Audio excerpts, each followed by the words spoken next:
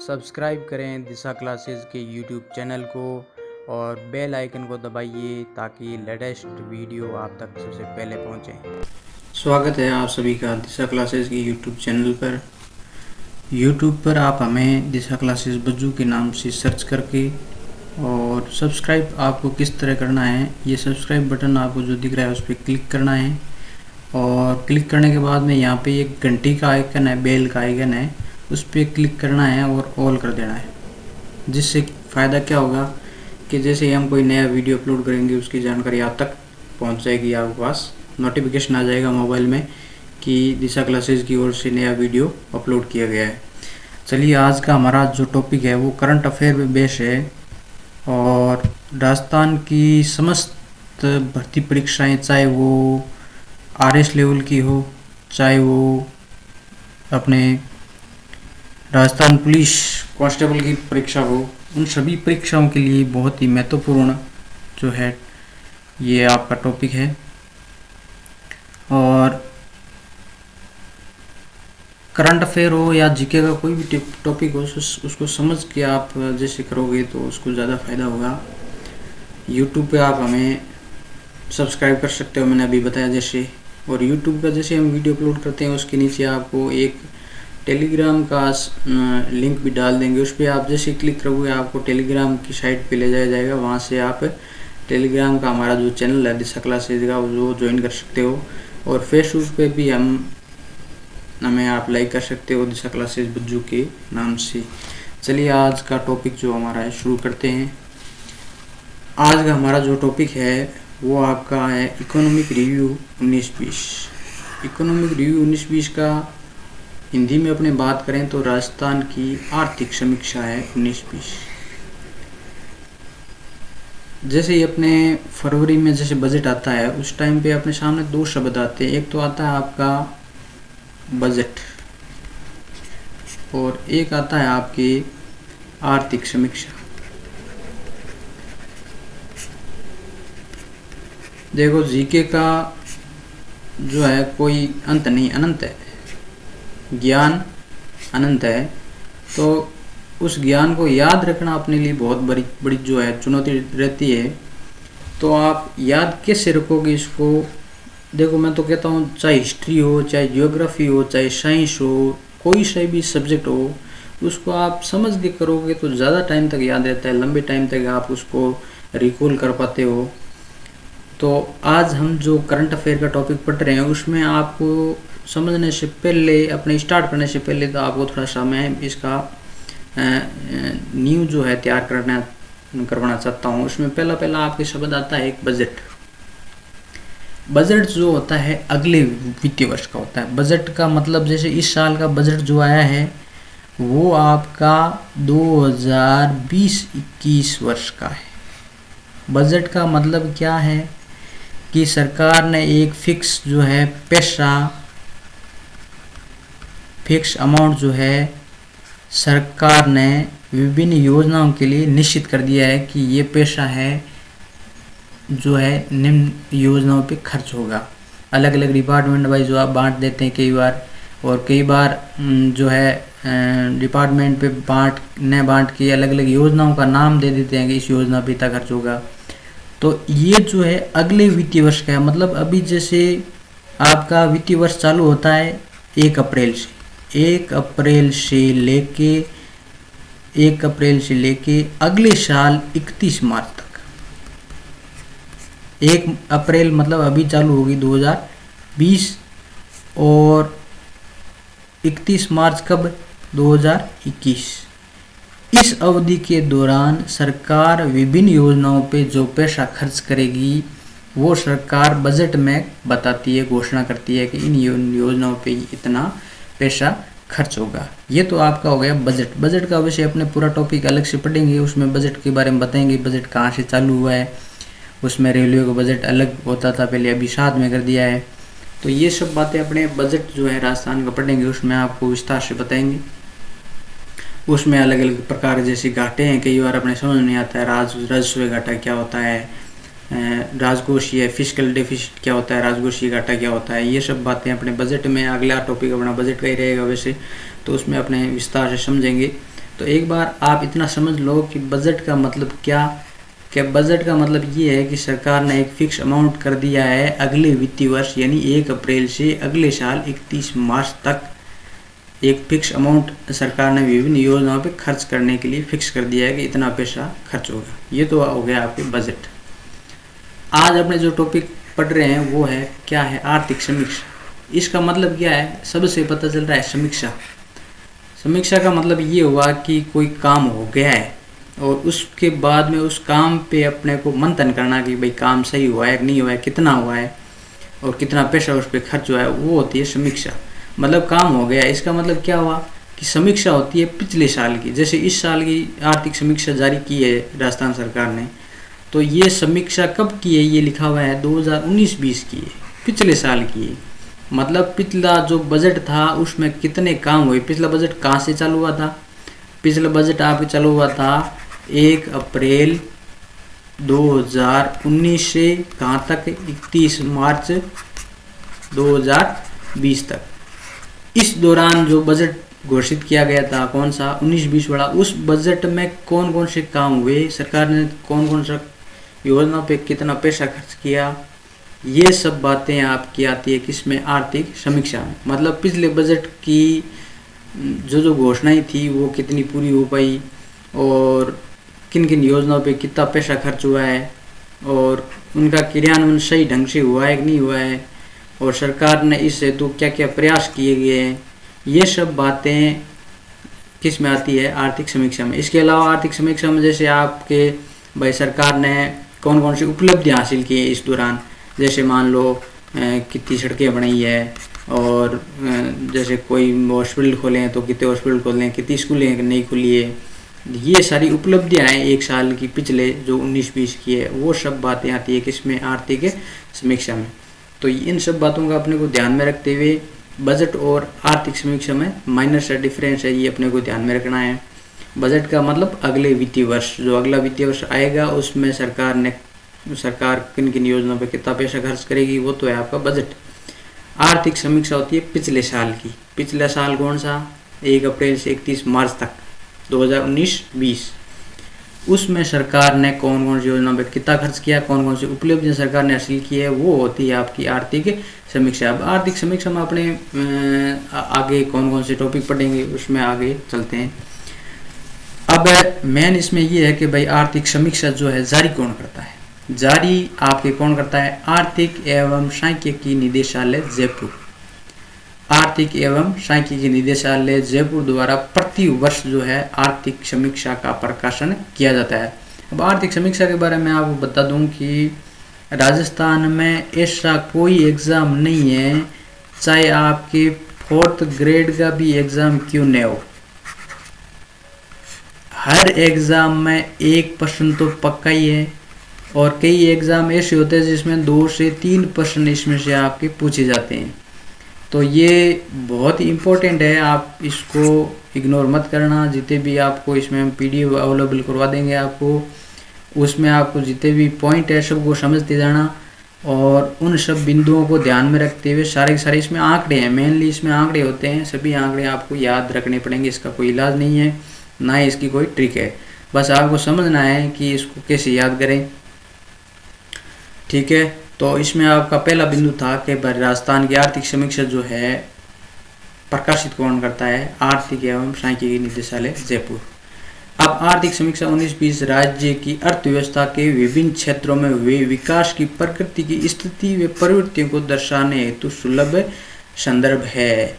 यह मैंने आपको बताया था पहले कि पिछले साल विभिन्न क्षेत्र, अलग अलग क्षेत्र जैसे कृषि में, उद्योग में, सेवा में, इनमें कितना काम हुआ, क्या क्या उपलब्धियाँ रही, किन किन योजनाओं का क्रियान्वयन हो पाया, ये सब बातें किसमें होती है, आर्थिक समीक्षा में। ये बिंदु नंबर 3 लिखा हुआ है कि आर्थिक समीक्षा 19-20 में 11 अध्यायों को लेकर, ये ज़्यादा इम्पोर्टेंट नहीं है। इसमें शहरी और जो शहरी विकास तथा बढ़ता हुआ सेवा क्षेत्र नामक 2 नए अध्याय जोड़े गए, ये अपने लिए इम्पोर्टेंट नहीं। आप ये 3 बिंदुओं में से सबसे इम्पोर्टेंट कौन सा है कि भाई इसको प्रकाशित कौन करता है, आर्थिक एवं सांख्यिकी निदेशालय जयपुर। अब ये जो आपका है मेन, ये अपने इसमें से एक प्रश्न आपके पक्का है। लिखा हुआ है आर्थिक विकास के मुख्य सूचक। इसमें आपको 2-3 शब्द आपको देखने को मिलेंगे। इन शब्दों को आपको समझना बहुत ज़रूरी है। एक शब्द लिखा हुआ है सकल राज्य घरेलू उत्पाद, ठीक है। उसके बाद में एक लिखा हुआ है स्थिर कीमतों पर, एक लिखा हुआ है प्रचलित कीमतों पर, ठीक है। और एक शब्द लिखा हुआ है शुद्ध राज्य घरेलू उत्पाद, ठीक है। तो इन चारों शब्दों को बहुत ये मतलब समझ में आते नहीं है वैसे इजीली, तो फिर भी आपको प्रयास करना है समझने का। तो पहला आपके जो लिखा हुआ है कि सकल राज्य घरेलू उत्पाद, ये क्या है? सकल का मतलब इंग्लिश में होता है ग्रॉस, राज्य का मतलब हो गया स्टेट, और घरेलू का मतलब हो गया डोमेस्टिक, और उत्पाद का मतलब हो गया प्रोडक्ट। मतलब इंग्लिश में अपने शॉर्ट फॉर्म में इसको अगर लिखें तो क्या होगा? GSDP। ये क्या है? इसकी सिंपल परिभाषा अपने समझें तो इसका मतलब क्या है कि मान लो जैसे ये राजस्थान का नक्शा है, आपके नीचे लिखते हैं, जैसे मान लो ये अपने राजस्थान का नक्शा है। अब राजस्थान का नक्शा है मतलब ये राजस्थान की क्या है? बाउंड्री है जो बाहर वाली। अब GSDP का मतलब क्या है कि एक वर्ष में राजस्थान की सीमाओं के अंदर निवास करने वाले निवासियों द्वारा उत्पादित की गई वस्तुएं व सेवाएं, इनका कुल मौद्रिक मूल्य ही क्या कहलाता है? GSDP। ये अर्थशास्त्र का वैसे मतलब इसका मान लो कि बेस है, ये अर्थशास्त्र इकोनॉमिक्स अपने सब्जेक्ट आता है उसका बेस है। GDP क्या है? GDP अलग अलग प्रकार की, जैसे स्थिर कीमतों पे अलग होती है, प्रचलित पे अलग होती है। एक GDP नॉमिनल होती है। नॉमिनल का मतलब ये है कि वास्तविक नहीं है, एक वास्तविक GDP होती है। ये अपने धीरे धीरे समझेंगे आप, कॉन्सेंट्रेट बनाए रखें। GSDP का मतलब ये हुआ कि किसी भी देश या राज्य की सीमाओं के भीतर उसके निवासियों द्वारा उत्पादित की गई वस्तुएं एवं सर्जित की गई सेवाओं का कुल मौद्रिक मूल्य एक वर्ष में, वही क्या होता है? आपका GSDP। और GDP जैसे अपने बात करें कि अपने सुनते हैं कि भारत की GDP इतने प्रतिशत रही, इतने प्रतिशत की वृद्धि हुई GDP में। तो ये भारत के संदर्भ में लें तो भारत के नक्शे की बात कर लें अपने, कि भारत की सीमाओं, किसी भी देश की सीमाओं, जैसे भारत की सीमाओं के भीतर एक वर्ष के दौरान उत्पादित की गई कुल वस्तुएं और सेवाएं, इन दोनों का कुल मौद्रिक मूल्य ही क्या कहलाता है? GDP कहलाता है। मौद्रिक मूल्य मतलब जितनी भी, जैसे मान लो कोई साबुन का उत्पादन हुआ, या सेवाएं जिसकी बात करें, सेवाएं जैसे मान लो किसी ने होटल है, जैसे होटल भी एक सेवा में आता है। जैसे स्कूल है, स्कूल जैसे प्राइवेट स्कूल है वो भी किस में आती है? सेवा में आती है। तो इन होटलों स्कूलों द्वारा जो सेवाएं सर्जित की गई उनका मौद्रिक मूल्य एक साल में कितना पैसे इन्होंने सरकार को दिए या कितना इन्होंने सेवाएं सर्जित की, प्लस में साबुन का उत्पादन कितना हुआ, उसका मौद्रिक मूल्य क्या है। तो जितनी भी वस्तुएं हैं, साबुन तो अपने एग्जाम्पल लिया है, तो जितनी भी वस्तुएं और जितनी भी सेवाएं हैं उन दोनों को मिला के आपके जितना भी इनका मौद्रिक मूल्य बनता है एक साल का, वही आपकी है GDP। इसके अलावा GDP में अपने GDP दो प्रकार की, एक तो होती है वास्तविक और एक GDP होती है नॉमिनल GDP। वास्तविक का मतलब क्या कि सरकार एक आधार वर्ष निर्धारित कर देती है। जैसे अपने वर्तमान में GDP को मापने के लिए आधार वर्ष 2011-12 निर्धारित है। तो 2011-12 निर्धारित है, तो इस वर्ष में सेवाओं और वस्तुओं का जो मौद्रिक मूल्य था उसके आधार पे वर्तमान में उन्हीं वस्तुओं और सेवाओं का मौद्रिक मूल्य क्या है, उन दोनों में कितना अंतर आया है, वृद्धि कितनी हुई है, वो तो आपकी है वास्तविक जीडीपी। नॉमिनल जीडीपी का मतलब क्या है? नॉमिनल जीडीपी मतलब है प्रचलित कीमतों पर बोलते हैं इसको। प्रचलित कीमतों पर मतलब क्या कि पिछले साल की तुलना में इस साल कितनी हुई है। जैसे मान लो जीडीपी मापेंगे तो 2000 जैसे 18-19 की तुलना में 2019-20 में कितना परिवर्तन आया। जैसे मान लो 2018-19 में वस्तुओं और सेवाओं की क्या कीमतें थी और 19-20 में क्या कीमतें थी, दोनों का अंतर निकाल के कितनी वृद्धि हुई है, उसको बोलते हैं प्रचलित कीमतों पर जीडीपी, और इंग्लिश में इसको बोलते हैं नॉमिनल जीडीपी। तो ये जीडीपी अपने दो प्रकार की है वैसे बेसिकली। एक तो जीडीपी है आपकी वास्तविक जीडीपी जो आधार वर्ष पे निकाली जाती है। आधार वर्ष सरकार निर्धारित करती है, सरकार का कौन सा CSO जो केंद्रीय सांख्यिकी संगठन है वो आपका आधार वर्ष निर्धारित करता है कि आधार वर्ष का फायदा क्या है। जैसे मान लो आपने सोच सकते हैं कि 2011-12 में आपकी जो वस्तुओं और सेवाओं की कीमतें थी उसकी तुलना में आज बहुत ज़्यादा है।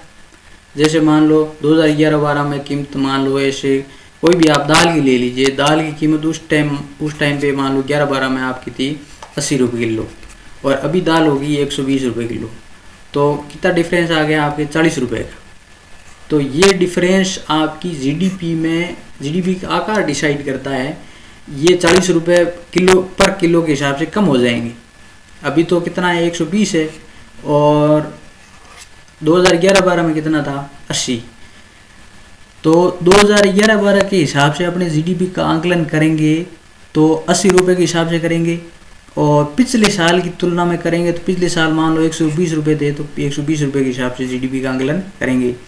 अब जीडीपी मतलब आपको बता ही दिया, इसकी परिभाषा वस्तुओं और सेवाओं की जो मौद्रिक मूल्य एक साल में कितनी सेवाएं सर्जित की गई और कितनी वस्तुएं उत्पादित की गई, उनका मौद्रिक मूल्य ही आपका जीडीपी कहलाता है।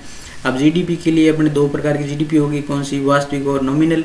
अब वास्तविक जीडीपी किस आधार पर निकाली जाती है? आधार वर्ष के आधार पर। आधार वर्ष निर्धारित कौन करता है? केंद्रीय सांख्यिकी संगठन जिसको बोलते हैं अपने CSO। और आधार वर्ष पे निकालने का मीनिंग क्या है और नॉमिनल पे निकालने का मीनिंग क्या है? आधार वर्ष पे अपने को वास्तविक में मिलती है। आधार वर्ष जैसे डिसाइड कैसे करते हैं, सरकार ऐसा साल चुनती है, जैसे हर साल 7 से 10 साल में जो है आपका आधार वर्ष बदल जाता है। अभी जैसे पिछले साल भी एक रिपोर्ट आई थी CSO की कि भाई जो आधार वर्ष है 2011-12 वाला है उसको परिवर्तित करके 17-18 किया जाए ताकि जीडीपी का आकार अपने बढ़े। अब जीडीपी का आकार की अपने बात करें ना तो भारत की जीडीपी लगभग आपके मान लो 2 से $2.5 ट्रिलियन है और अमेरिका की है लगभग 15 से 17 ट्रिलियन डॉलर। तो अपने तो ऐसे मान लो बहुत पीछे हैं।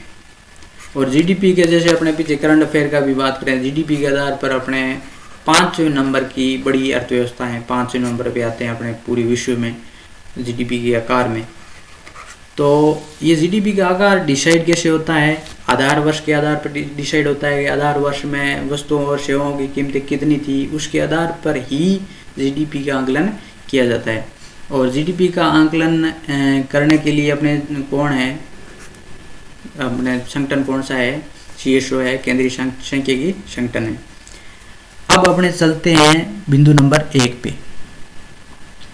बिंदु नंबर 1 लिखा हुआ है कि राजस्थान का सकल राज्य घरेलू उत्पाद स्थिर कीमतों पर। स्थिर कीमतों मतलब वर्ष 2011-12 के आधार पर वस्तुओं और सेवाओं की जो कीमतें थी उसके आधार पर अपने राजस्थान का जो जीडीपी है वो कितना है। ये प्रश्न एग्जाम में बहुत पूछे जाते हैं, बहुत इंपॉर्टेंट है ये आपको याद रखने आंकड़े। इसका कोई आपको ना तो कोई इसकी ट्रिक है ना ही इसको आप किसी तरह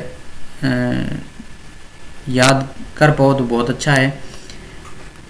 स्थिर कीमतों पे आपकी है 7,11,627 7,11,627 करोड़ रुपए, मतलब 7,11,627 करोड़ रुपए। ये आपका है स्थिर कीमतों पर आपकी जीडीपी का आकार है राजस्थान का 7,11,627 करोड़ रुपए। ये आपका राजस्थान का जीडीपी है स्थिर कीमतों पर। 2 नंबर आपका आता है राजस्थान का सकल घरेलू उत्पाद प्रचलित कीमतों पर। प्रचलित कीमतों मतलब पिछले साल की तुलना में। प्रचलित कीमतों पे आपको पता है 2011-12 में जो आपकी वस्तुओं और सेवाओं की कीमतें थी वो कम थी, और अभी जैसे वर्तमान वर्ष की बात करें या पिछले साल की बात करें प्रचलित कीमतों पर, तो वो तो ज़्यादा ही आएगा। ये आपका ज़्यादा है, 10 लाख है, 10 लाख करोड़ है ये लगभग, ऐसे याद रख लो। इसमें आपको इम्पोर्टेंट कौन सा मैं लास्ट में आपको बता दूंगा, एक बार आप देखते जाओ। उसके बाद में आता है नंबर बिंदु 3, राजस्थान की सकल घरेलू उत्पाद स्थिर कीमतों पर गत वर्ष की तुलना में वृद्धि। पिछला जो साल था उसकी तुलना में वृद्धि कितनी हुई है, बहुत इंपॉर्टेंट है ये। पिछला साल मतलब किसकी बात कर रहा है ये, गत वर्ष 2018-19 की बात कर रहा है। किसकी बात कर रहा है, जैसे आर्थिक समीक्षा को किसकी आई है 2019-20 की, 19-20 से पिछला वाला कौन सा हो गया 18-19। तो गत वर्ष की तुलना में स्थिर कीमतों पर यानी आधार वर्ष की आधार पर जो आपकी वृद्धि कितनी हुई है जीडीपी में, मतलब है 2018-19 में जीडीपी स्थिर कीमतों पर कितनी थी और 2019-20 में जीडीपी स्थिर कीमतों पर कितनी थी, दोनों में अंतर निकाला और अंतर निकाल के निकाला है प्रतिशत। तो वो प्रतिशत कितना आया है 5.05%। उसके बाद बिंदु नंबर 4 है राजस्थान का सकल घरेलू उत्पाद प्रचलित कीमतों पर गत वर्ष की तुलना में। प्रचलित कीमतों पर मतलब ये कौन सा है, बिंदु नंबर 2 से रिलेटेड ये। तो ये कितना है, ज़्यादा आएगा, 5 से ज़्यादा आएगा। जैसे ये 7 है, 7,11,000, ये 10 लाख है, तो ये 7 लाख है, ये 10 लाख ज़्यादा है। इसी तरह 5% ये तो स्थिर कीमतों पर है, प्रचलित कीमतों पर ज़्यादा आएगा 8.32 से। जैसे पॉइंट के बाद अगर 32 पढ़ते हैं तो 8.32 जो है प्रतिशत आपके आ गया प्रचलित कीमतों पर। आगे है राज्य का शुद्ध राज्य घरेलू उत्पाद। अब ऊपर तो अपने पढ़ रहे थे सकल, और नीचे अब शब्द आ गया नया शुद्ध। अब इसको शुद्ध वाले को अपने कैसे करेंगे कि शुद्ध वाले को पढ़ेंगे अपने नेट। शुद्ध वाले को क्या पढ़ेंगे, नेट। और उसको सकल को क्या पढ़ रहे थे अपने, ग्रोस। सकल को तो अपने पढ़ रहे थे ग्रोस, और शुद्ध को अपने पढ़ेंगे नेट। ये दोनों में बहुत अंतर है। ये ग्रोस का मतलब क्या है कि कोई भी देश है, कोई भी राज्य है, उसकी सीमाओं के भीतर, अब सीमाओं के भीतर अपने को पता है यहाँ पे देश के लोग भी है और विदेशी कंपनियां भी है। तो देशी और विदेशी कंपनियां और देशी और विदेशी लोग, इन सभी द्वारा एक वर्ष में जितनी भी वस्तुएं और सेवाएं उत्पादित या सृजित की गई वो तो आपकी है ग्रॉस। और नेट क्या है कि नेट में सिर्फ और सिर्फ क्या आएगा, देश के। नेट में क्या आएगा, देश के। अपने जैसे नेट, इसका तो वैसे फॉर्मूला अलग अलग है, फॉर्मूले इनके ग्रोस का अलग फॉर्मूला निकलता है। ग्रोस जीडीपी क्या होती है, नेट जीडीपी क्या होती है, इनके अलग अलग फॉर्मूले हैं। वैसे अपने बेसिक अपने एक बार समझने के तौर पर ले सकते हैं कि नेट का मतलब क्या, ग्रोस का मतलब आपको बता ही दिया कि कोई भी, ग्रोस का मतलब है कि कोई भी देश या राज्य है उसकी सीमाओं के भीतर जितनी भी देशी और विदेशी कंपनियां हैं या लोग रहते हैं उनके द्वारा एक वर्ष में जितनी भी वस्तुएं और सेवाएं उत्पादित या सृजित की गई उन सभी का मौद्रिक मूल्य ही क्या कहलाता है, आपका ग्रोस जीडीपी। नेट जीडीपी मतलब, नेट मतलब शुद्ध होता है हिंदी में। शुद्ध राज्य घरेलू उत्पाद का मतलब क्या कि किसी भी देश या राज्य के भीतर निवास करने वाले सिर्फ और सिर्फ भारतीय या राजस्थानी। भारत की बात करें तो किसी भी देश की सीमाओं के भीतर रहने वाले सिर्फ भारतीयों द्वारा, प्लस में जो विदेशों में रहते हैं भारतीय या राजस्थानी, उनके द्वारा जो पैसा राजस्थान या भारत भेजा जाता है वो भी इसमें साथ में ऐड होता है। तो नेट में अपने क्या निकालेंगे, सिर्फ भारतीयों द्वारा उत्पादित की गई जो सेवाएं और वस्तुएं हैं उनका मौद्रिक मूल्य एक साल में कितना है, वो तो आपका है नेट। तो नेट और आपका सकल, इनमें थोड़ा सा डिफरेंस है, ये आपको समझना है, ध्यान रखना है ये। तो प्रश्न आपको जैसे एग्जाम में अपने जैसे ऑब्जेक्टिव टाइप के एग्जाम में अपने बैठते हैं तो उसमें अपने को ये शब्द लिखे आएंगे। जैसे मान लो पहला प्रश्न आपको मान लो पूछ ले बिंदु नंबर 1 पे ही कि राजस्थान का सकल राज्य घरेलू उत्पाद स्थिर कीमतों पर कितना है, ए 4 ऑप्शन दे देगा। उसमें एक ऑप्शन आपको मान लो डाल देगा 7,627 करोड़, तो वो ऑप्शन आपके सही हो जाएगा।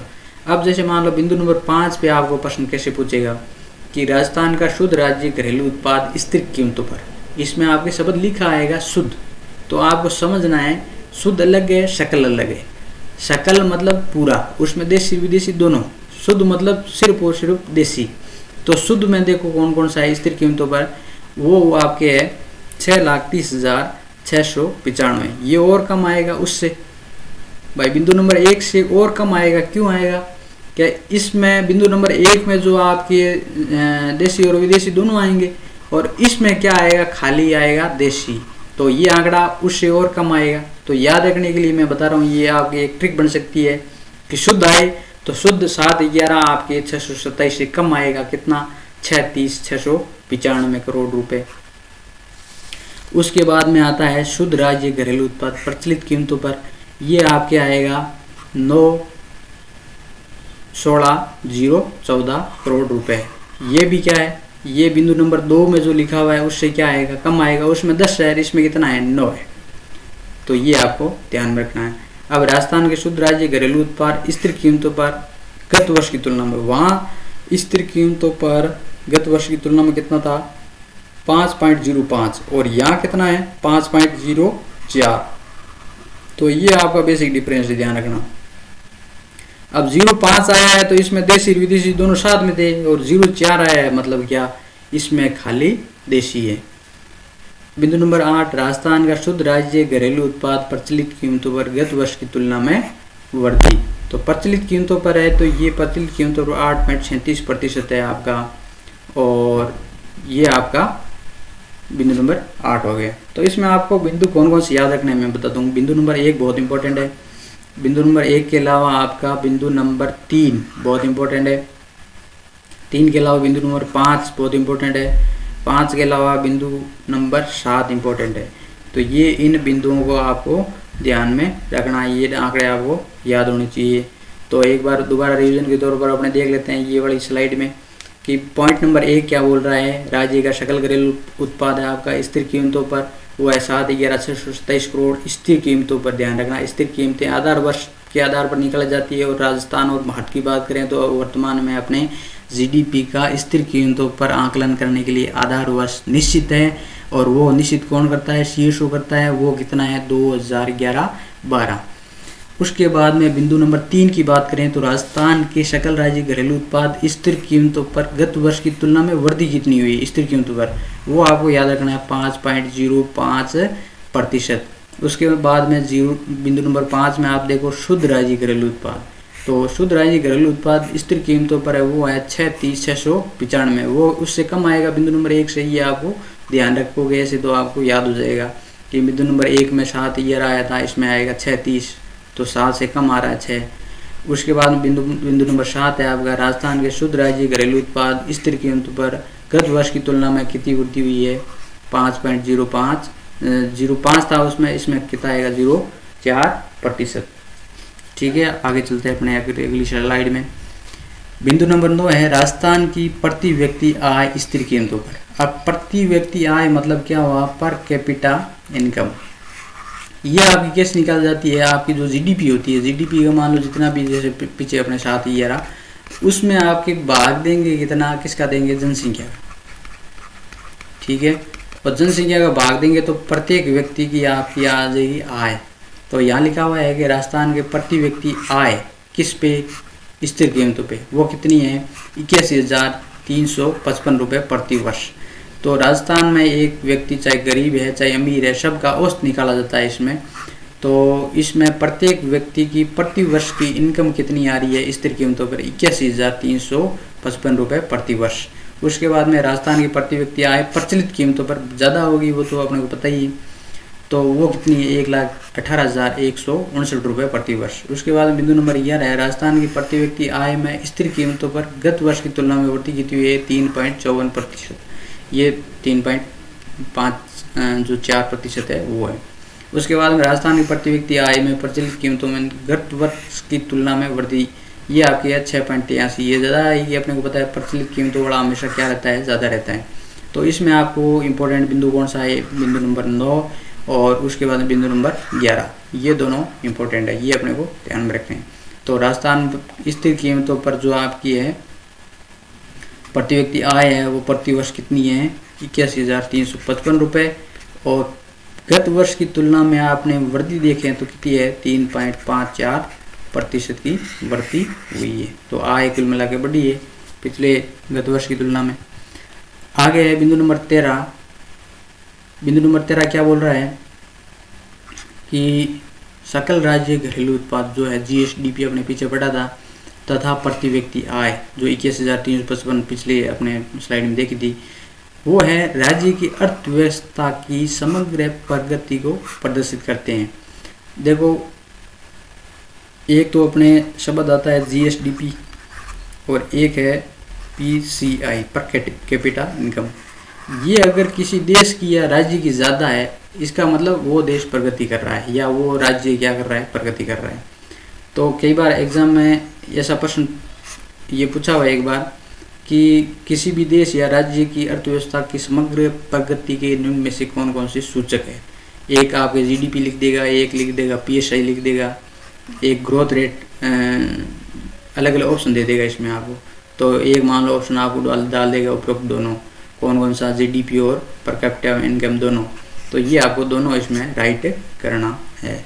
बिंदु नंबर 14 हम देखें, सकल राज्य घरेलू उत्पाद को प्राय राज्य की आय के नाम से जाना जाता है और जो एक निश्चित समय अवधि में राज्य की आर्थिक निष्पादन के आंकलन का प्रमुख साधन है। तो ये आपकी GDP का मैंने बता ही दिया कि GDP आपकी एक तरह से क्या है, राज्य की या देश की क्या है, आय को प्रदर्शित करता है। उसके बाद में बिंदु नंबर 15 और 16 को समझने से पहले अपने एक बार देख लेते हैं कि अर्थव्यवस्था अपने इसके अर्थव्यवस्था के 3 भाग है। इकोनॉमी के 3 भाग ने के अपने कह सकते हैं क्षेत्र है 3। एक है प्राथमिक क्षेत्र, एक है द्वितीयक क्षेत्र और एक है तृतीयक क्षेत्र। प्राथमिक क्षेत्र जो है कृषि कार्य से जुड़ा हुआ है, कृषि प्लस उससे संबंध कार्य है। भाई कृषि के साथ में अपने क्या करते हैं, पशुपालन, और ये तो आता है किसमें, प्राथमिक क्षेत्र में। द्वितीयक में आपके आते हैं उद्योग धंधे, और तृतीयक है आपका सेवा क्षेत्र बोलते हैं जिसको, सर्विसेज। इंग्लिश में क्या बोलेंगे इसको, सर्विसेज। सर्विसेज में आपकी क्या आएगी, सर्विसेज मान लो कोई कंपनी है, जैसे मान लो कोई सॉफ्टवेयर बनाती है जैसे, तो ये सारी कंपनियां किस में आती है, सर्विसेज में आती है। इसके अलावा स्कूल है, होटल है, हॉस्पिटल है, और भी कोई सेवाएं देती है, जो सेवाएं देती है जिनको, जैसे मान लो आप जैसे स्कूल जाते हो, स्कूल से अपने को क्या मिलती है, शिक्षा मिलती है। तो शिक्षा फिजिकली दिखती है क्या, फिजिकली नहीं दिखती है, अपने को शिक्षा अपने आचरण में होती है। तो शिक्षा और जैसे हॉस्पिटल की सेवाएं दी है वो अपने को फिजिकली, जैसे वस्तु कोई दिखती है, जैसे मान लो साबुन दिखती है अपने को, साबुन अपने छू सकते हैं, तो सेवाओं को अपने जैसे छू नहीं सकते। तो ऐसे कौन कौन से जो आपको आपके मन में जो भी आ रहे हैं, जैसे स्कूल है उससे सेवाएं सर्जित हो रही हैं, तो सेवाएं वो दिखती नहीं है अपने को। तो ऐसे आप डिसाइड कर सकते हो कि भाई सेवा क्षेत्र कौन कौन से होंगे। तो आप मन में सोच सकते हो कि जिनसे उत्पादित या सर्जित होती है सेवाएं जो फिजिकली नहीं होती है, जैसे शिक्षा है, स्वास्थ्य है। स्वास्थ्य को अपने छू नहीं सकते, अनुभव कर सकते हैं स्वास्थ्य अच्छा है बुरा है। तो ये सारे के सारे किस्म आते हैं सेवा क्षेत्र में। तो अर्थव्यवस्था के 3 क्षेत्र हैं मेनली, कौन कौन सा, कृषि और इससे जुड़ा हुआ जो क्षेत्र है, 2 नंबर है उद्योग और 3 नंबर है आपका सेवा क्षेत्र। भारत में बेसिकली देखें तो अपने महात्मा गांधी जी ने बोला था कि भारत जो है कृषि प्रधान देश है। सबसे ज़्यादा कृषि क्षेत्र और आपका कृषि पे आधारित देश होने के बावजूद भी भारत में कृषि क्षेत्र का योगदान सबसे कम है। तीनों क्षेत्रों की बात करें तो सबसे कम जो है योगदान आपके कृषि क्षेत्र का है और सबसे ज़्यादा है आपका सेवा क्षेत्र का। सेवा क्षेत्र का योगदान सबसे ज़्यादा है। आपका जो द्वितीय क्षेत्र है उद्योग वाला, ये क्षेत्र सरकार अभी प्रयास कर रही है। जैसे मेक इन इंडिया प्रोग्राम चालू हुआ था, तो मेक इन इंडिया का मतलब क्या है, भारत में बनाओ। अब सारी वस्तुएं जो है बाहर से अपने आयात करते हैं कि वस्तुएं, तो उनको भारत में अगर बनाएंगे तो भारत के लोगों को रोज़गार मिलेगा। रोज़गार के अलावा क्या होगा, उद्योग धंधों की स्थापना होगी और जहाँ जिस क्षेत्र में होगी उस क्षेत्र का भी विकास होगा।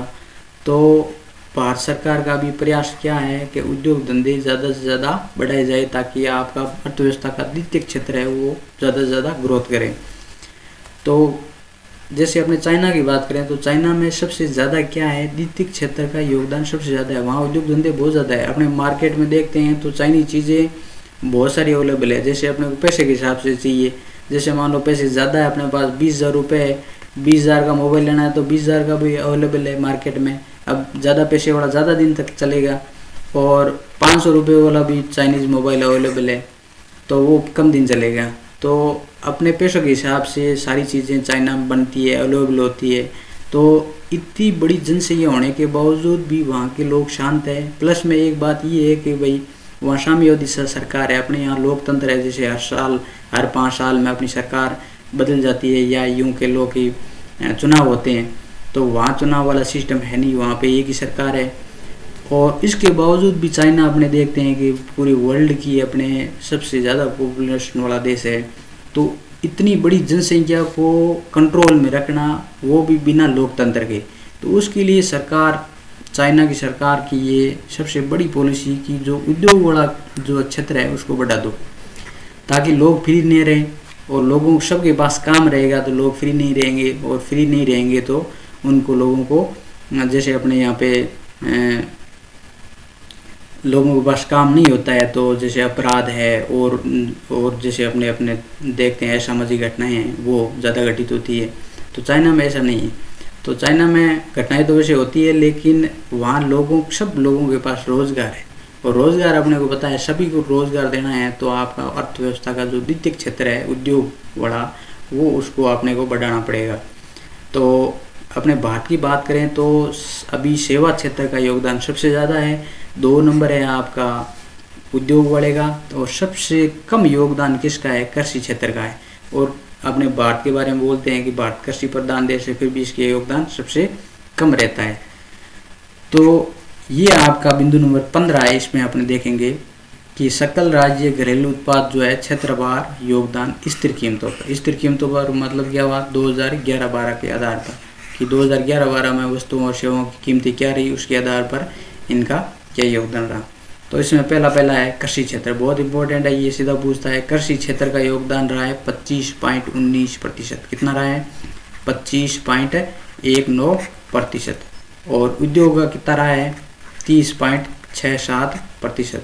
और सेवा क्षेत्र का रहा है 44.14%। तो आप पॉइंट के बाद वाला याद नहीं रखोगे तो भी चलेगा, आप सीधा इतना याद रख लो कि सकल राज्य घरेलू, तो आपने पता है कोई भी ऑब्जेक्टिव एग्जाम अपने फेस करेंगे तो उसमें 4 ऑप्शन रहेंगे, और ऑप्शन रहेंगे तो ऑप्शनों में अपने को थोड़ा बहुत आइडिया रहेगा तो अपने वहाँ उस ऑप्शन को चूज कर पाएंगे।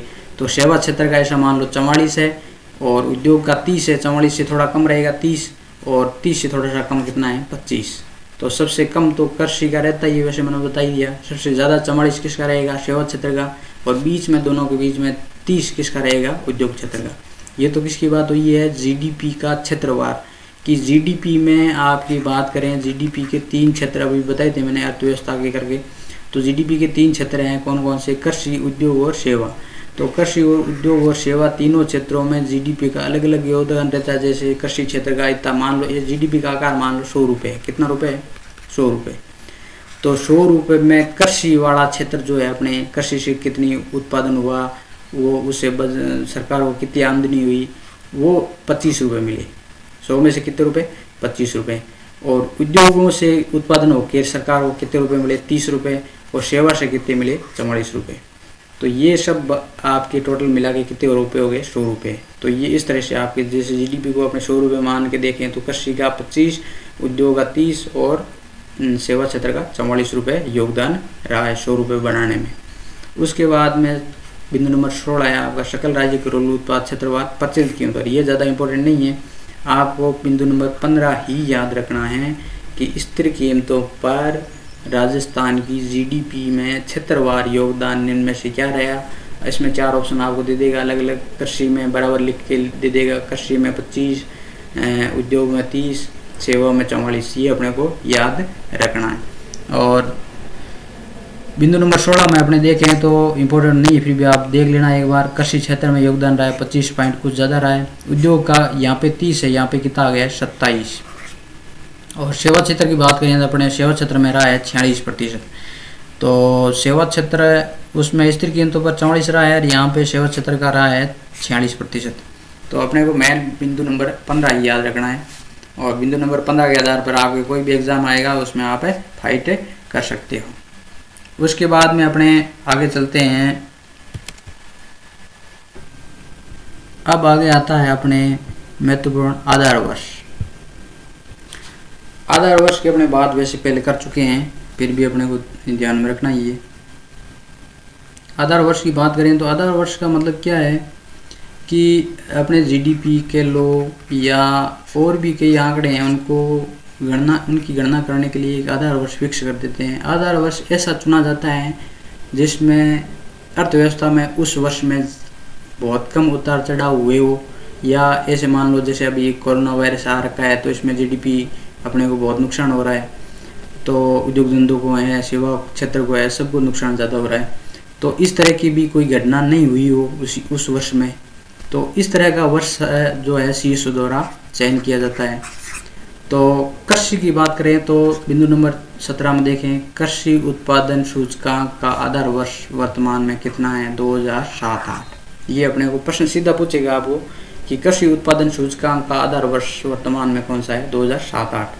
उसके बाद में है औद्योगिक उत्पादन सूचकांक का आधार वर्ष है 2011-12। ये औद्योगिक और स्थिर कीमतों वाला दोनों का समान है, ऐसा करके आप याद रख सकते हो उसको। उसके बाद में है औद्योगिक श्रमिकों के लिए उपभोक्ता मूल्य सूचकांक। ये 2 टर्म में ध्यान रखना आप। एक तो है उपभोक्ता मतलब कंज्यूमर, और मूल्य का मतलब है प्राइस, और सूचकांक का मतलब इंडेक्स। एक आता है सीपीआई और एक नीचे लिखा हुआ है थोक मूल्य सूचकांक। इसको बोलते हैं वोल प्राइस इंडेक्स। ये वीपीआई है और एक इधर है सीपीआई। ये दोनों इंडेक्स जो है आपके मुद्रास्फीति या ऐसे मान लो आप जो महंगाई है उसको कैलकुलेट करने के लिए काम में आते हैं। सीपीआई जो है कंज्यूमर वाला, इसमें आपकी वस्तुएं प्लस सेवाएं दोनों आती है। वस्तुएं व सेवाएं दोनों की एक वित्तीय वर्ष में वस्तुओं और सेवाओं के उत्पादन होने के बाद में उनकी बेचान हुआ, और बेचान में सेल में उनके प्राइस में कितना चेंज आया है वो आपका आता है सीपीआई। सीपीआई में अपने देखते हैं कंज्यूमर शब्द आ रखा है, मतलब सीधे उपभोक्ता को इसमें बेची जाती है वस्तुएं। तो उपभोक्ता को सीधे बेची तो उन वस्तुओं और सेवाओं के औसत मूल्य में कितना परिवर्तन आया, उसका आधार वर्ष कौन सा देते हैं 2001। और बिंदु नंबर 21 में आपके लिखा हुआ है थोक मूल्य सूचकांक। थोक मतलब होलसेलर बोलते हैं अपने, होलसेलर देसी भाषा में होलसेलर बोलते हैं। तो होलसेलर मतलब होलसेलर का जो सूचकांक है वो कौन सा है थोक मूल्य सूचकांक। उसका आधार वर्ष निर्धारित कौन सा है 1999-2000। ये आपका है थोक मूल्य सूचकांक का आधार वर्ष। तो WPI में सिर्फ आपकी क्या लेते हैं गुड्स लेते हैं, गुड्स मतलब वस्तुएं। तो WPI में क्या करेंगे कि 1999-2000 आधार वर्ष में जो वस्तुओं की कीमतें थी उसकी तुलना में इस वर्ष जो है आपकी वस्तुओं में उनके मूल्य में कितना परिवर्तन आया है वो आपका थोक मूल्य सूचकांक का आधार वर्ष है। तो आपको सीधा याद रखना है थोक मूल्य आ जाए तो वो तो है 1999-2000, और उपभोक्ता मूल्य सूचकांक आ जाए तो वो 2001 है। तो ऐसे मान लो थोक पहले आता है, थोक पहले आता है तो कब आएगा 1999-2000, और उसके बाद थोक वाले किसको बेचते हैं उपभोक्ता को, उपभोक्ता बड़ा बाद में आएगा, कब आएगा? 2001 में। ये आपको ध्यान रखना है। और 2011-12 दोनों का है, दो का किनका है? एक स्थिर कीमतों पर आधार वर्ष है, एक और औद्योगिक उत्पादन सूचकांक भी है। ये अपने को ध्यान में रखना है। उसके बाद में नेक्स्ट आता है आपके बिंदु नंबर 22, औद्योगिक श्रमिकों के लिए उपभोक्ता मूल्य सूचकांक के 3 केंद्र है। ये 3 केंद्र पहले थे, ये अपने आज़ादी के बाद जैसे डिसाइड कर रखे हैं। जैसे पहले जयपुर में आपके अभी भी जैसे बहुत सारी अपने उद्योग धंधे स्थापित है, तो उस टाइम आज़ादी के टाइम पे भी उद्योग धंधे जैसे सूती कपड़े की मिलें वगैरह है। जैसे भीलवाड़ा की बात करें तो यहाँ पे अपने इनको मैनचेस्टर सिटी भी बोलते हैं, अबरक सिटी भी बोलते हैं। तो ये भीलवाड़ा, अजमेर और जयपुर, ये आपके उद्योगों में जो काम करने वाले श्रमिक हैं उनके लिए उपभोक्ता मूल्य सूचकांक के केंद्र है। अब ये केंद्र जैसे कैसे मान लो कि अजमेर जो है उपभोक्ता केंद्र है जो औद्योगिक श्रमिकों का, उसके आधार पर उपभोक्ता मूल्य सूचकांक कितना है। जयपुर केंद्र के आधार पर उपभोक्ता मूल्य सूचकांक कितना है। भीलवाड़ा केंद्र के आधार पर उपभोक्ता मूल्य सूचकांक कितना है। तो आपको इसमें प्रश्न कैसे पूछ सकता है कि औद्योगिक श्रमिकों के लिए जो है राजस्थान में केंद्र है, निम्न में से कौन सा नहीं है। 3 तो ये दे देगा, एक और दे देगा दूसरा कि ये कौन सा जो नहीं होगा वो इसमें से राइट हो जाएगा। तो जयपुर जो आपकी राजधानी होगी, याद रखेंगे, किस रखेंगे? जयपुर राजधानी होगी। अजमेर क्या है? आपके राजस्थान का हृदय है, ये आपको याद रखना है। भीलवाड़ा अबरक सिटी है, मैनचेस्टर है, कपड़े की आप यहाँ पे सबसे ज़्यादा आपके मिले हैं। तो भीलवाड़ा, अजमेर और जयपुर, ये आपके औद्योगिक श्रमिकों के लिए आपकी क्या है? केंद्र है उपभोक्ता मूल्य सूचकांक निकालने के। बिंदु नंबर 23 है, वर्ष 19-20 में कुल आपका खाद्यान्न उत्पादन कितना हुआ है। ये आपको ध्यान में याद रखना सीधा 249.88। अगर आपको ये याद नहीं रहे आंकड़ा तो लगभग आप याद रख लेना 250 लाख, 250 के लगभग है, 250 लाख मीट्रिक टन। तो 250 के आसपास वाला आंकड़ा एक ही आएगा आपके ऑप्शन में, 249.88 लाख मीट्रिक टन। कुल खाद्यान्न मतलब आपके गेहूँ, बाजरा, ये ज्वार, ये सारे किस्में आते हैं, खाद्यान्न में आते हैं। तो इन खाद्यान्नों का 19-20 में कुल कितना उत्पादन हुआ? 250 लाख मीट्रिक टन। तो टन में अपने को पता है, टन में कितने क्विंटल होते हैं? 10 क्विंटल होते हैं। तो ये अपने को ध्यान में रखना है। बिंदु नंबर 24, दिसंबर 2019 तक ऊर्जा अधिष्ठापित क्षमता, कुल ऊर्जा का उत्पादन कितना हुआ राजस्थान में दिसंबर तक? ये सीधा ऑप्शन में देगा आपको। दिसंबर 2019 तक राजस्थान में कुल ऊर्जा जो है कितनी अधिष्ठापित हो गई है? ये कितनी? 21,176 मेगावाट, 21,176 मेगावाट। ये अपने को ध्यान में रखना है। मेगा का मतलब क्या होता है? 10⁶ होता है। मेगा मतलब 10⁶। जैसे राजस्थान पुलिस और पटवार की बात करें तो ये कंप्यूटर के अंदर आपको पूछ जाते हैं मेगा क्या होता है, तो मिली क्या होता है, ये आपको पूछते हैं। माइक्रो क्या होता है? मेगा के बाद में गीगा आता है, जैसे 10⁹ में। तो ये अपने को आंकड़े इस तरह याद रखने हैं। तो ये आपका ऊर्जा अधिष्ठापित का मतलब क्या हुआ कि आपकी ऊर्जा का टोटल उत्पादन कितना हुआ। जैसे बिजली है, सौर ऊर्जा है, ये जैसे अपने कोयला आधारित ऊर्जा ज़्यादा है यहाँ पे, तो कोयले से विद्युत का उत्पादन कितना हुआ। तो टोटल जो है विद्युत का उत्पादन, ऊर्जा का मतलब आप विद्युत समझो इसको सीधा। तो विद्युत का उत्पादन टोटल कितना हुआ है 2019 तक, दिसंबर तक? 21,176 मेगावाट। उसके बाद में बिंदु नंबर 25 है, राज्य का सामान्य थोक मूल्य वर्ष 2018 के 300.27 से बढ़कर 2019 में 310.56 हो गया है। ये ज़्यादा कोई इंपॉर्टेंट नहीं है, आप इसको छोड़ सकते हो। आगे आता है बिंदु नंबर 26, औद्योगिक श्रमिकों के लिए उपभोक्ता मूल्य सूचकांक में गत वर्ष जयपुर केंद्र में 10%, अजमेर में 6 और भीलवाड़ा केंद्र में 6.12% की वृद्धि दर्ज की गई। ये भी ज़्यादा इंपॉर्टेंट नहीं है, आप इसको छोड़ सकते हो। बिंदु नंबर 27 में आता है, भारत के सकल घरेलू उत्पाद में स्थिर कीमतों में राजस्थान का योगदान बहुत इंपॉर्टेंट है। ये बिंदु राजस्थान का योगदान, मान लो पूरी भारत की जितनी भी जीडीपी मैंने बताया आपने 2 से 2.5 ट्रिलियन डॉलर आपकी है। तो उसमें स्थिर कीमतों पर आपने बात करें पीछे 7,11,000 थी लगभग, तो 7,11,000 और भारत की जीडीपी है उसमें अपने प्रतिशत निकालते हैं तो 100 में से, जैसे पूरे भारत की 100 मान लें, उसमें से 4.82% जीडीपी का योगदान किसका है? राजस्थान का। ये अपने को याद में रखना है। भारत की जीडीपी मान लो पूरी 100 है, उसमें से 4.82% जीडीपी किसकी है? राजस्थान की है।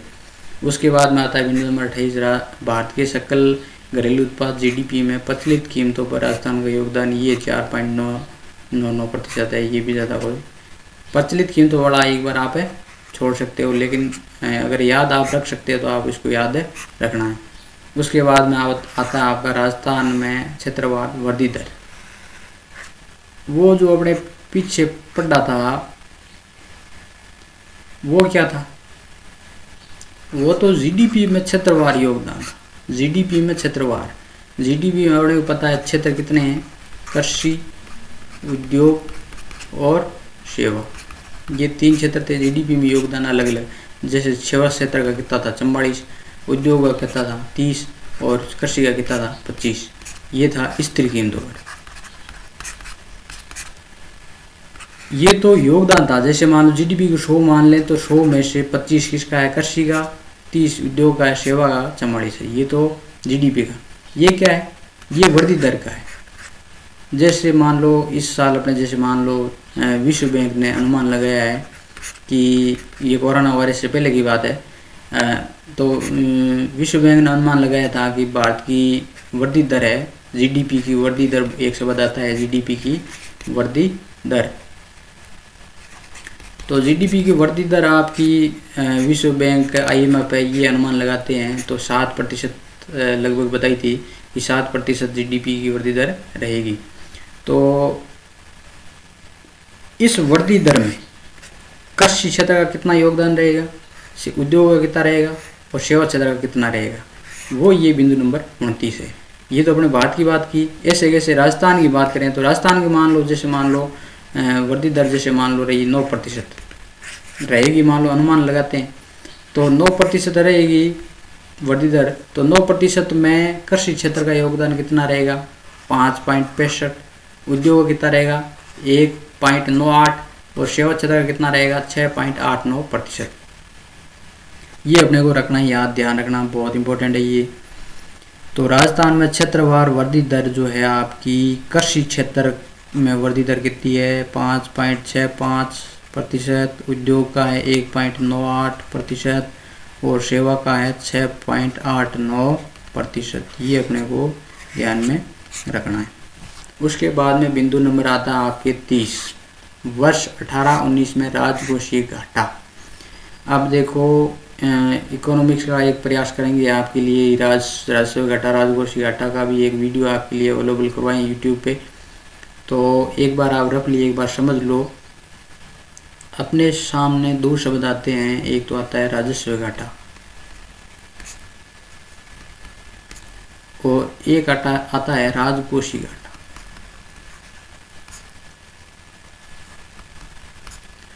राजस्व घाटा मतलब क्या हो गया? Revenue deficit. इसको इंग्लिश में बोलते हैं रेवेन्यू डेफिसिट, और ये इसको राजकोषीय को बोलते हैं फिस्कल डेफिसिट। राजस्व घाटे का मतलब क्या? कि सरकार को कितनी आय हुई। घाटा का मतलब क्या? एक तो आय होती है, एक होता है व्यय। व्यय मतलब खर्चा। अब घाटा कब होगा? कि खर्चा ज़्यादा हो रहा है और आय क्या है? कम है। तो व्यय में से आय घटाएंगे तो क्या प्राप्त होगा अपने को? राजस्व घाटा। ऐसे मान लो कि सरकार की जितनी भी राजस्व व्यय है उसमें से क्या घटाना है? राजस्व आय को। सरकार को राजस्व आय कैसे प्राप्त होती है? सरकार विभिन्न प्रकार के टैक्स लगाती है, विभिन्न प्रकार के शुल्क वसूल करती है। जैसे मान लो पेट्रोल पे शुल्क लगा देते हैं, जैसे GST है। ये सारे कर वगैरह लगा के सरकार को क्या होती है? आय।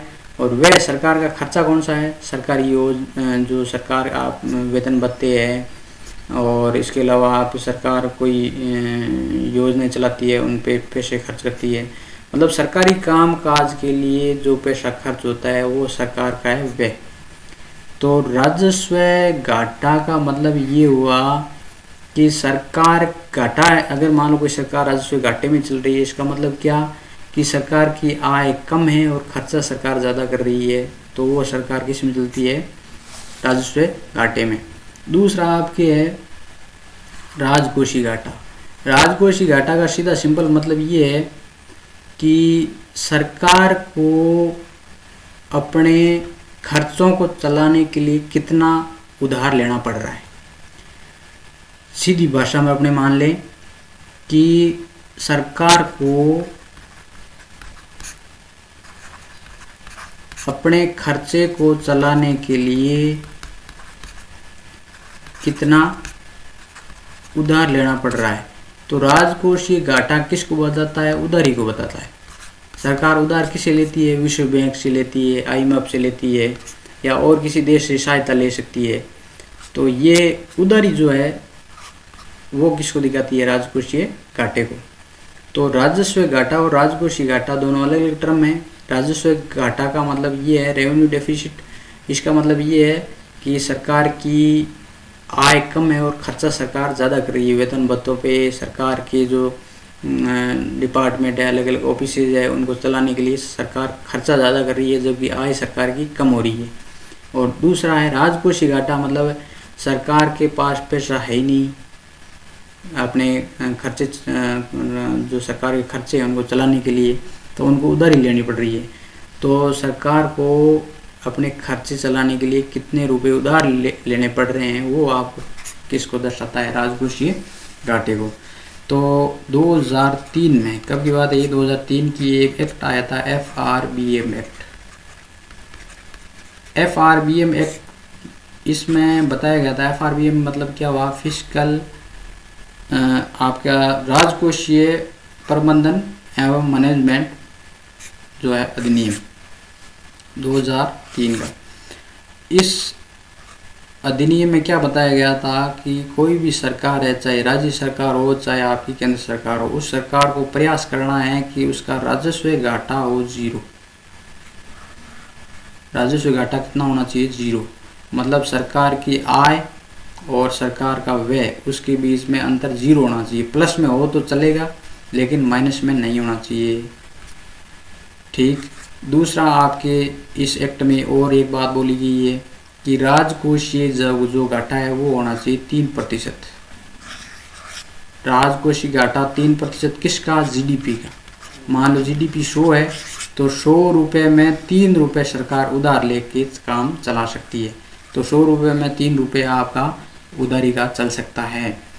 तो ये FRBM एक्ट आया था 2003, उसमें ये बात बोली गई थी कि सभी सरकारों को ये प्रयास करना है कि राजकोषीय घाटा तो लगभग रहना चाहिए 3% के आसपास, और राजस्व घाटा होना चाहिए जीरो। जीरो का मतलब है नेगेटिव नहीं होना चाहिए, प्लस में हो सकता है। तो बिंदु नंबर 30 जो है आपका यही बताता है कि राजकोषीय आपका घाटा जो है कितना है, 3.66%, जो कि लगभग किसके बराबर है, 3% के। तो ये अपने को ध्यान में रखना है। नेक्स्ट चलते हैं। ये आपके जनगणना से संबंधित आंकड़े हैं। जनगणना अपने एक अलग पूरा टॉपिक पढ़ेंगे वैसे, तो ये बेसिक है, आप एक बार देख लो राजस्थान के बारे में। ये 2011 की जनगणना है। हर साल आपको पता है 10 साल से 10 की आपकी होती है जनगणना। अगली जनगणना 2021 में होगी। तो ये 2011 की जनगणना के आंकड़े हैं। तो राजस्थान की कुल जनसंख्या कितनी थी, 6.85 करोड़, मतलब 6,85,00,000। 6,85,00,000। ग्रामीण जनसंख्या की बात करें तो ग्रामीण कितनी है, ये प्रतिशत में दे रखा है 75.1%, और शहरी कितनी है 24.9%। ये आंकड़े कई एग्जाम में पूछे हुए, ध्यान रखना। ग्रामीण जनसंख्या तो 75.1 और शहरी कितनी है 24.9%। ये अपने को आंकड़े याद रखने हैं। ये तो है ग्रामीण का, ये शहरी का। दूसरा है बिंदु नंबर 3 आपने कर ही लिया। बिंदु नंबर 4 में देखें लिंगानुपात। लिंगानुपात आप राजस्थान कहता है 928 है, और ग्रामीण लिंगानुपात 933 है और शहरी लिंगानुपात 914 है।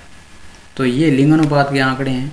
तो लिंगानुपात की अपने बात करें तो लिंगानुपात ये आपका है वयस्क का। वयस्क का मतलब है एक तो शिशु लिंगानुपात होता है, एक है सीधा लिंगानुपात होता है। तो ये सीधा लिंगानुपात है, कुल तो है 928 और इसमें शहरी का है 933 और ग्रामीण का है 933 और शहरी का है 914। ये अपने ध्यान रखना है।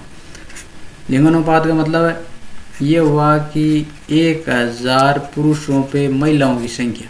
लिंगानुपात की परिभाषा क्या है कि 1000 पुरुषों पे महिलाओं की संख्या कितनी। तो राजस्थान में ओवरऑल देखें तो 928 है 1000 पुरुषों पे, 928 महिलाएं।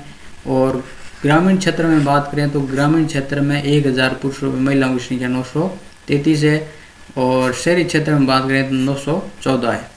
उसके बाद में साक्षरता राजस्थान में कितने लोग पढ़े लिखे हैं, 100 में से 66.1% लोग पढ़े लिखे हैं। ग्रामीण साक्षरता की बात करें तो कितनी है 61.4% और शहर में पढ़े लिखे ज़्यादा है, वो है 79.70%। तो कुल साक्षरता तो है 66.1, उसमें आपने बात करें शहरी की है 79.70% और ग्रामीण साक्षरता है 11.4%। ये अपने को यहाँ आंकड़े याद रखने हैं। तो कुल साक्षरता सबको याद रहती है, ये आंकड़े नीचे वाले याद नहीं रखे, अपने रखते नहीं है वैसे बेसिकली। और एग्ज़ाम में ये आपके आजकल जैसे ट्रेंड देखते हैं, पुराने पेपर देखते हैं तो उनमें इस तरह की आंकड़े पूछे जाते हैं। तो ये तो 66 तो कुल है। शहरों में लोग ज़्यादा पढ़े लिखे हैं 79.70 और ग्रामीण में क्षेत्र में आपके कम पढ़े लिखे हैं तो कितने हैं 61.4%।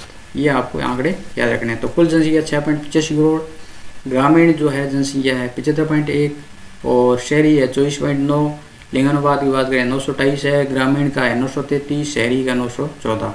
उसके बाद साक्षरता की बात करें तो 66.1 है ओवरऑल और शहरों में ज़्यादा पढ़े लिखे हैं 79.7 जो है प्रतिशत और गांव में है 61.4%। चलिए नेक्स्ट चलते हैं। ये आंकड़े सारे के सारे आपके आंकड़े ये जो है आर्थिक समीक्षा से उठाए गए हैं। तो इसमें जो मैं बिंदु गोला कर रहा हूँ वो ज़्यादा आपको इम्पोर्टेंट याद रखने हैं। ये शाखाओं वाला ज़्यादा इम्पोर्टेंट नहीं है, आप इसको छोड़ सकते हो। विदेशी बैंकों की संख्या ये थोड़ा इम्पोर्टेंट आप देख लेना, विदेशी बैंकों की संख्या कितनी है 6। आगे आता है राजस्थान में लघु वित्त बैंक। लघु वित्त बैंक मतलब है छोटे आपके जो है बैंक है वो कितने हैं 311।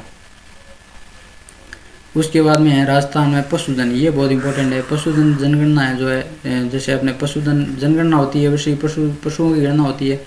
पशुओं की गणना है हर साल कौन कराता है राजस्व मंडल।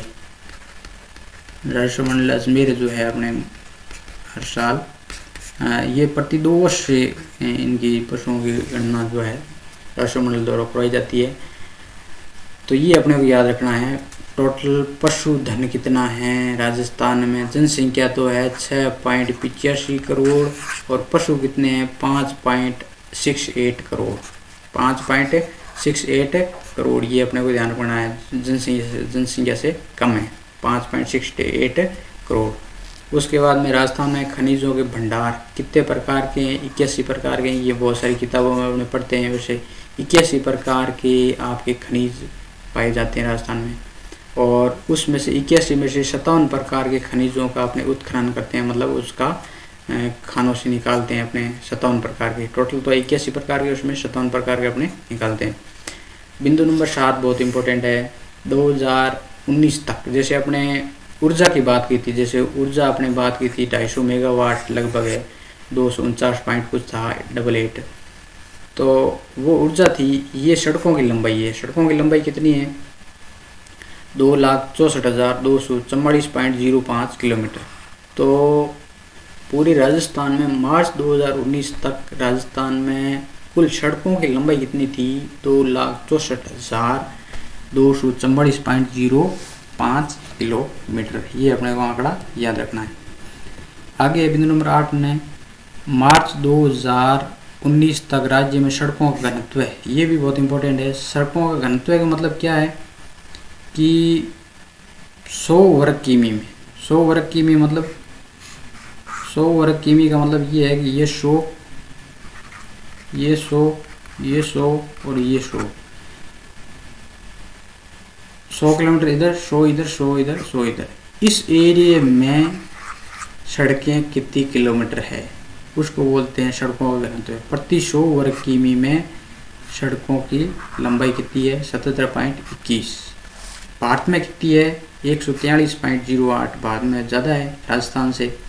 तो ये कई बार पटवार में इस तरह के आंकड़े पूछते हैं, जैसे मान लो कथन दे दिया कि भारत में सड़कों का घनत्व राजस्थान से कम है, या ऐसे बोल दिया ज़्यादा है। तो इस तरह के इनमें से कौन सा कथन सही है, कौन सा गलत है, इस तरह के आंकड़े आपको ज़्यादा पूछते हैं, ये ध्यान रखना है। राजस्थान में तो कितना सड़कों का घनत्व है वो पिछला था, सड़कों की लंबाई, ये घनत्व की बात हो रही है, ध्यान रखना, शब्दों को समझना बहुत ज़रूरी है।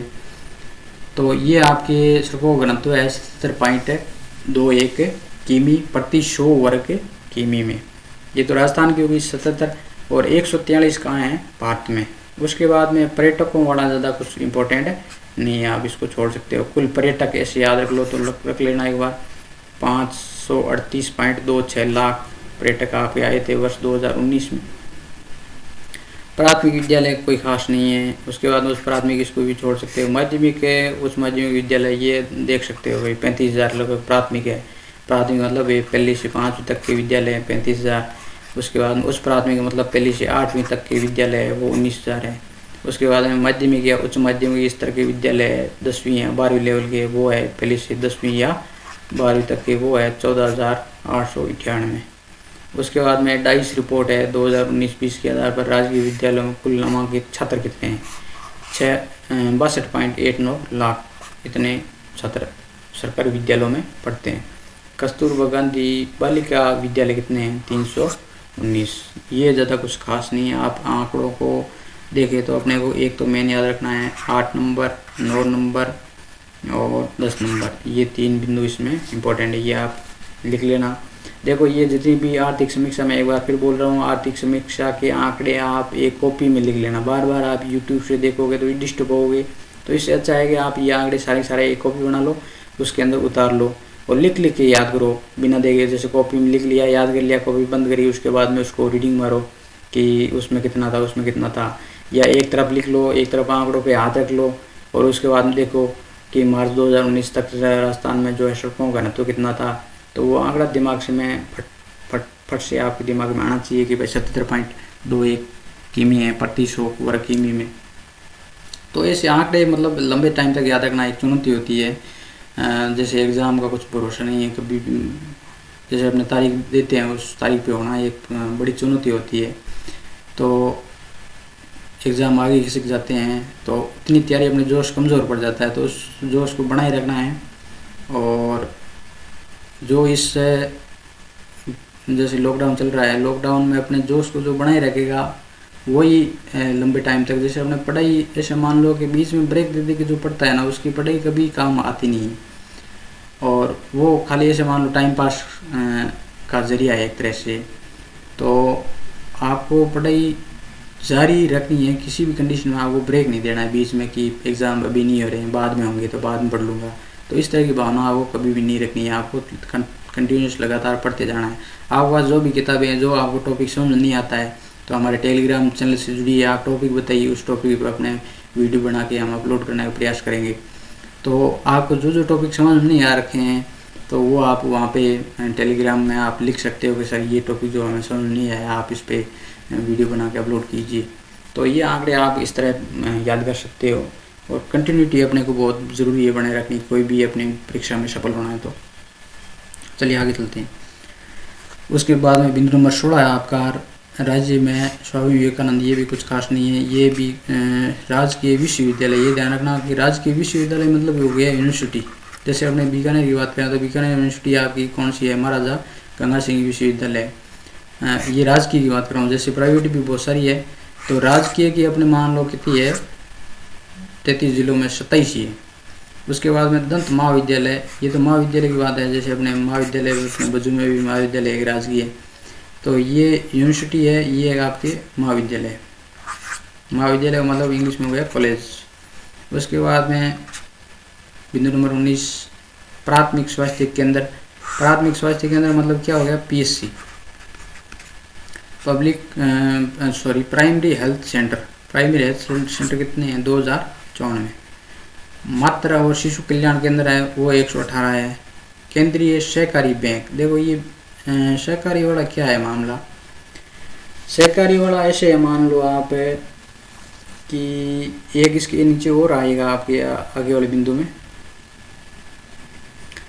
एक तो आपके है सहकारी बैंक और एक आपके है केंद्रीय सहकारी बैंक। ये अलग अलग है आपके, जैसे मान लो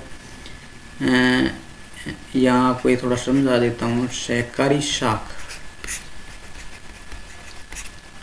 सहकारी शाख की बात करें तो शाख का मतलब क्या है, शाख का मतलब ये है कि सर्जन। शाख का मतलब एक तरह से सर्जन। जैसे मान लो सहकारिता में, सहकारिता का अपने मूल मोटो क्या है, एक शब्द के लिए सब एक के लिए। तो जैसे मान लो सहकारी अपने ग्रामीण स्तर पर देखें तो सहकारी दूध वाली समितियाँ होती है, उसमें अलग अलग मेंबर होते हैं। जैसे 10 मेंबर बन गए सहकारी समिति के सदस्य है, वो सदस्य पैसा इकट्ठे करते हैं। जिसको मान लो लोन चाहिए तो वो पैसा जो इकट्ठा कर रखा है उसी में से किसी एक को लोन दे देते हैं, वो लोन वापस चुका देता है, कम ब्याज पे अपने को लोन वगैरह उपलब्ध रहते हैं। सहकारी शाख की बात करें तो इसमें अपने को ऋण मिलता है, एक तो मिलता है अल्पकालीन और एक मिलता है मध्यमकालीन और एक मिलता है दीर्घकालीन। अल्पकालीन ऋण जो होता है वो आपके 6 माह से 15 माह तक, और ये 15 माह से 5 वर्ष तक मध्यम वाला, और ये 5 वर्ष से 15 वर्ष तक का अपने को लोन मिलता है वो दीर्घकालीन है। ये 3 प्रकार के अपने लोन है। तो अल्पकालीन और मध्यकालीन ऋण आपके देने वाली अपने राजस्थान में बात करें तो शीर्ष बैंक है सहकार की, वो कौन सी है, अपेक्स बैंक बोलते हैं जिसको। ये आपकी है राज्य सहकारी बैंक, ठीक है, राज्य सहकारी बैंक। इसकी स्थापना हुई है 1953। अब राज्य स्तर पे तो आपकी होगी अपेक्स बैंक, जिला स्तर पे होती है उनको बोलते हैं केंद्रीय बैंक। बहुत से एग्जाम में ये पूछा गया है कि सहकारी शाख जो है बैंकें हैं वो जिला स्तर पे जो बैंकें होती है उनका नाम क्या है, तो जिला स्तर पे जो बैंक होती है उनका नाम है केंद्रीय सहकारी बैंक। बहुत इंपॉर्टेंट है, ध्यान रखना। केंद्रीय सहकारी बैंकों की कुल संख्या है 31, ये ध्यान रखना जिला स्तर पे। और ग्रामीण स्तर पे जो होती है वो होती है आपकी प्राथमिक जो है कृषि शाख है समितियां, प्राथमिक कृषि शाख समितियां। तो जिला स्तर पे आपकी होगी राज्य सहकारी बैंक जिसको अपेक्स बैंक बोलते हैं, जिसकी स्थापना 1953 में हुई है। और जिला स्तर पे जो होती है केंद्रीय सहकारी बैंक होती है, वो टोटल कितनी है अपने 31 है। और ग्रामीण स्तर पे जो होती है वो होती है प्राथमिक कृषि शाख समितियां। तो ये तो आपकी देती है कौन सी, अल्पकालीन और मध्यकालीन ऋण।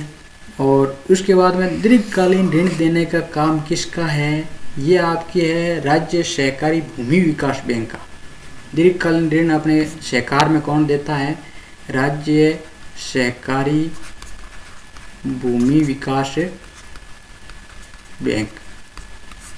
और जिला स्तर पे आपकी होती है आपकी प्राथमिक भूमि विकास बैंक। जिला स्तर पे जो भूमि विकास बैंक और एक सहकारी बैंक, दो अलग अलग बैंकें होती है। भूमि विकास बैंक तो किसानों को आपका दीर्घकालीन ऋण देती है। जैसे मान लो किसान को ट्रैक्टर खरीदना है या कोई ट्यूबवेल बनाना है जिसकी लागत कॉस्ट ज़्यादा होती है और किसान टाइम पे चुका नहीं पाते, तो वो ऋण जो है आपका भूमि विकास बैंक से मिलता है, वो दीर्घकालीन ऋण होता है।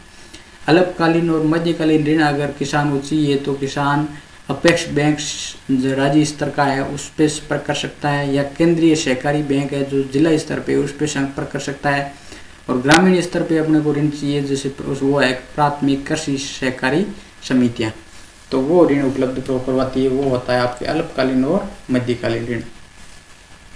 ये तो बात हो गई किसकी, बिंदु नंबर 21 की। तो बिंदु नंबर 21 में आपके केंद्रीय सहकारी बैंक कितने हैं? टोटल 29 है। ठीक है, तो ये मैंने 31 यहाँ पे थोड़ा गलत बता दिया था। तो आर्थिक समीक्षा के हिसाब से कितने हैं? 29। बिंदु नंबर 22 में है राज्य में जिला उपभोक्ता मंच। जिला उपभोक्ता मंच कितने हैं? 37। ये उपभोक्ता मंच वाला भी अपने आगे देखेंगे। उपभोक्ता वाला अपने जैसे राज्य स्तर का देखें तो राज्य स्तर का अपने जो उपभोक्ता विवाद निवारण जो है संघ है वो राज्य स्तर का है। ये उपभोक्ता और सूचना आयोग ये सारे के सारे अर्ध न्यायिक निकाय। अर्ध न्यायिक निकाय का मतलब ये है कि इनको जितनी न्यायालय को शक्तियाँ मिल रखी है उतनी शक्तियाँ इनको नहीं होती है। विशेष क्षेत्र में ये अपना फैसला सुना सकते हैं या दंड दे सकते हैं, आर्थिक दंड दे सकते हैं, और उनका क्षेत्र जो होता है सीमित होता है। अर्ध न्यायिक का मतलब क्या हुआ कि एक विशेष क्षेत्र में ही ये कार्य कर सकते हैं। न्यायालय को जितनी शक्तियाँ प्राप्त होती है उतनी शक्तियाँ इनको प्राप्त नहीं है। और इनके जो मामले हैं विवाद वाले, जैसे मान लो उपभोक्ता संबंधित जो मामले हैं, ये मामले जो है आपके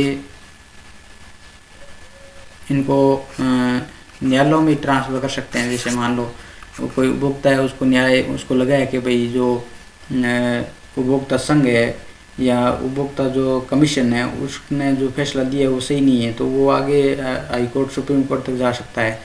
तो इनके जो मामले हैं उनको आगे हाई कोर्ट या सुप्रीम कोर्ट सुन सकता है। और ये उपभोक्ता वाले जितने भी संघ है, मंच है, ये आपकी अर्ध न्यायिक निकाय है। तो कई बार अपने अखबार में देखने को मिलता है कि जिला उपभोक्ता मंच ने फलाना व्यक्ति पे 5,000 का जुर्माना लगाया। तो ये इस तरह का ये जुर्माना किसने लगाया है? उपभोक्ता मंच ने। ये टोटल कितने यहाँ पे? 37 है। जैसे जयपुर में, जोधपुर में 2-2 है, तो हर जिले में एक मान लो, तो ये ऐसे करके 37 हो गए टोटल। तो कई जिलों में 2-2 है। उसके बाद में जिला और दुग्ध उत्पादन संघ है वो कितने? 21 है। अब ये बिंदु नंबर 24 और 25 ये बहुत से एग्जामों में पूछा भाई, ध्यान रखना। जिला उद्योग केंद्र वो तो है 36, जैसे जयपुर में 2 है, जोधपुर में 2 है, तो ऐसे कई जिलों में 2-2 है, तो ऐसे करके हो गए 36। और उप केंद्र कितने हैं? 8 है। पूरे राजस्थान में जिला उद्योग केंद्र तो है 36 और उप केंद्र कितने हैं? 8। सीधा आपको प्रश्न पूछेगा राजस्थान में जिला उद्योग केंद्र एवं उप केंद्रों की संख्या क्रमशः है 36,8, 8,36 ऐसे करके ऑप्शन बना देगा। तो ये अपने को ध्यान रखना है। 36 और 8 जो है आपके किसका है? उत्तर है जिला उद्योग केंद्र और जिला उद्योग उप केंद्रों की संख्या। तो ये अपने को ध्यान में रखना है। चलिए नेक्स्ट चलते हैं। उसके बाद में राजस्थान में जो है भूमि जोतों का औसत आकार।